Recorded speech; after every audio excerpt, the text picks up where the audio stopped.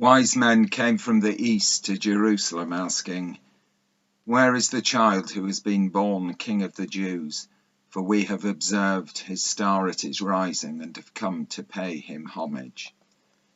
We're all familiar with Matthew's story of the king's visit to Bethlehem, except Matthew doesn't call them kings. Rather, he refers to them as magi, astronomers or wise men. Where they came from is a mystery, perhaps from Persia, certainly somewhere in the east, and they were not Jews, but rather Gentiles. There are thousands of depictions of the homage of the wise men to the child in Bethlehem, from famous paintings to illustrations in children's books, Christmas cards to cinema, and most of them reflect the time in which they were created.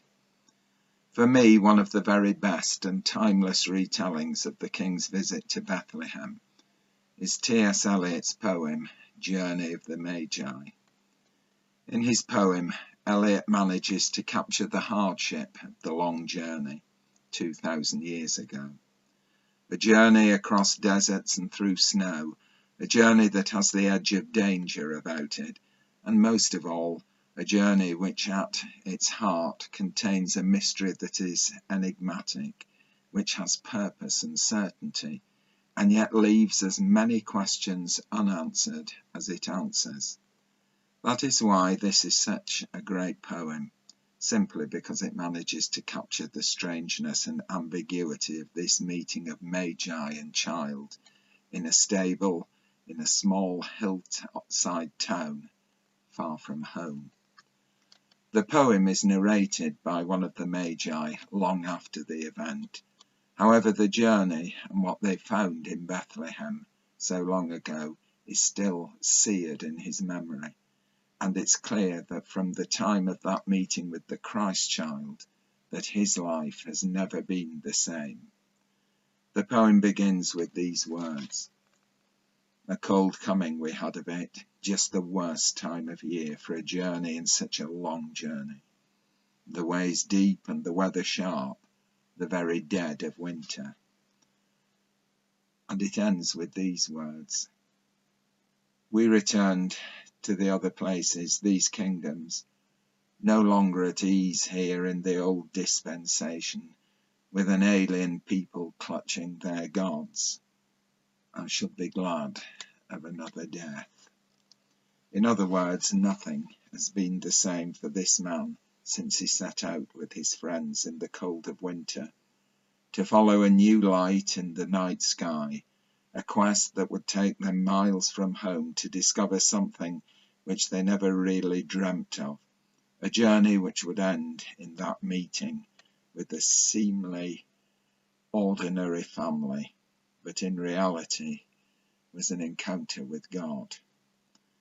The stars which the wise men studied and followed so carefully were what led them to discover just what was important in life.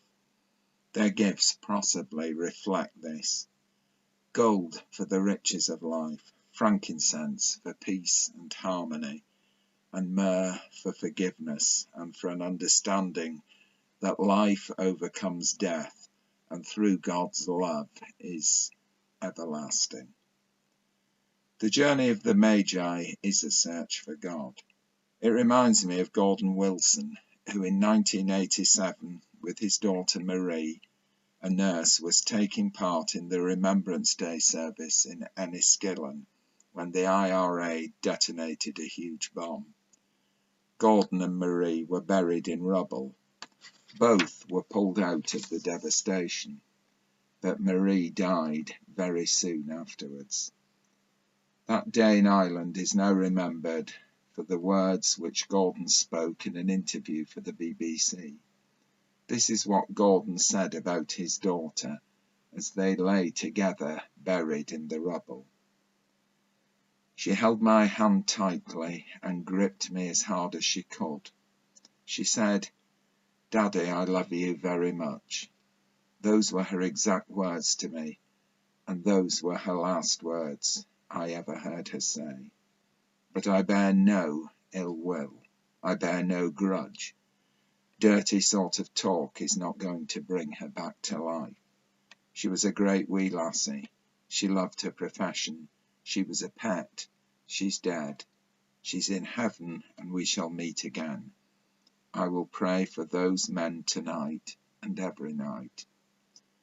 Gordon died in 1995. He was a true example of living faithfully in the presence of God. A man who, despite immense personal suffering, seemed to understand just what God was born in Bethlehem for. I can easily see him as a wise man, kneeling in homage before a child, as others look on in amazement and wonder.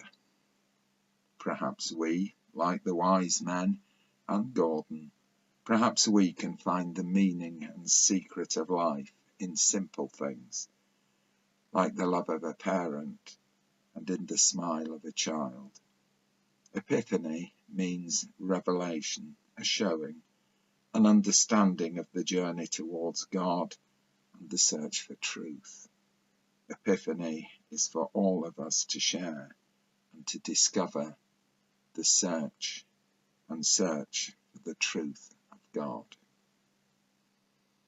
Wise men came from the east to Jerusalem asking, "Where is the child who has been born King of the Jews? For we have observed his star at his rising and have come to pay him homage."